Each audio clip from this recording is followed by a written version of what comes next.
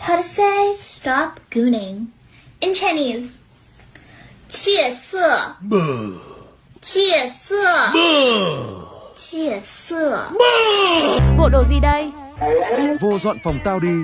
Mà cái này sao mà tao làm được? Nhanh lên. Phòng sạch mà trời, có gì đâu dọn. Không lẽ nó dụ mình vô đây để làm gì đó? Xong chưa? Có gì để tối đi. Era terrible. A Oliver le cayó un meteorito mientras caminaba en la calle. Rồi cái gì đây ông cô nậu? Đường cao tốc của người ta chạy xe đạp lên đây chi ông cô nậu? Ôi má, thằng lái xe đâu?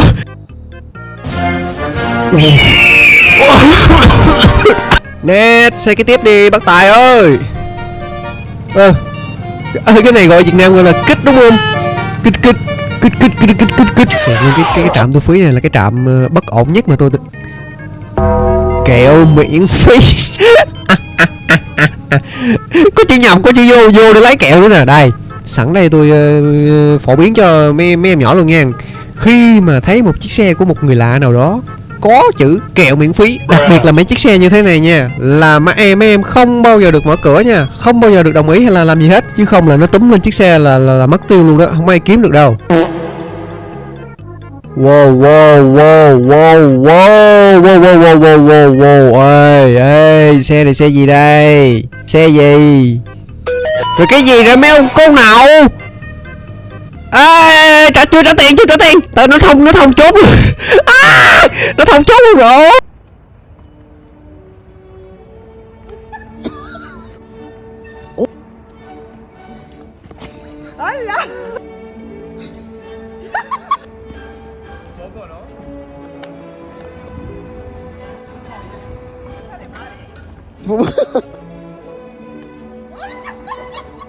Got talent tú. Es que Dani.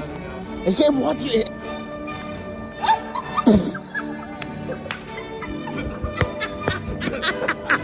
¿Qué?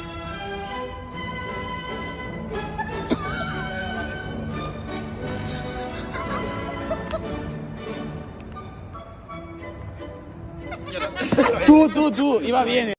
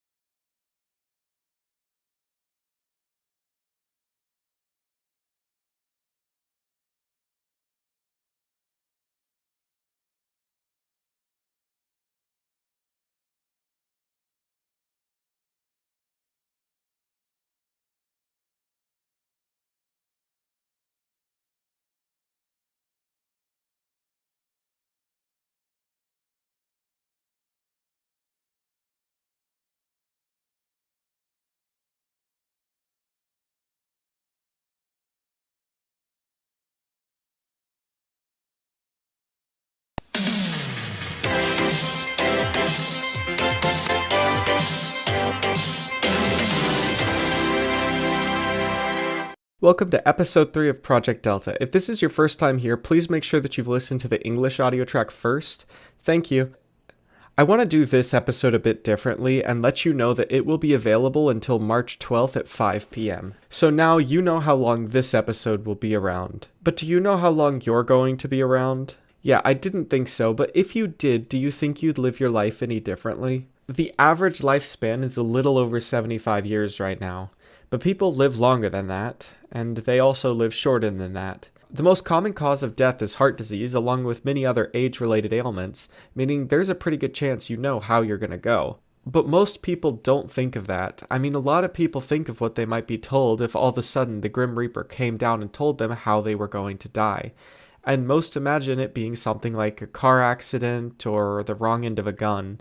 but in reality, they would probably just be told that they'd have a heart attack and pass away in a hospital. But that's expected. Something like an accident that sneaks up on you out of nowhere seems more interesting, which is ironic that the Reaper would then be telling you the time of the thing that often gets you when you don't know. Would that then make the news any different than what we already know is the most likely end for us? Why do we treat knowing that an accident will occur in a different light than knowing that we're likely to pass away in a hospital surrounded by loved ones? A lot of the time when those stories are told and the person learns how much longer their clock has left on it, they immediately start to live their life differently. But if they were told information they likely already knew deep down, what would they do? I mean, statistically, most people listening to this will die of age-related disease around their 70s or 80s, so we kind of know how long our clock will last.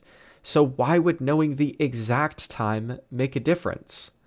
Should it make a difference? Would you be doing things differently if you know how much longer you had left, no matter how much time that was? I feel like nowadays so much of our time is taken for granted, spent on things it probably shouldn't be, and spent doing things we won't even remember in a few minutes. We ignore the little joys of life to make times for things that don't matter. Our time is the one thing that is truly finite, and yet we treat it like anything else that we can just get more of because it doesn't feel finite. And I think that's the reason why so many people imagine learning when they'll die. Because if you were to tell someone the exact amount of time they had, they might be more careful with how they spend it. They might actually use it for things that would make them happy, and I think that would apply even if that finite amount of time was a lot more than they might expect. Even if you were told you'd live to be 100 years old, I think you'd still live differently if you knew that, and you'd treat your time as though it was more finite, even if it was a lot more than you might have originally expected. But that shouldn't be the case, because the truth is, even if you don't know the exact time,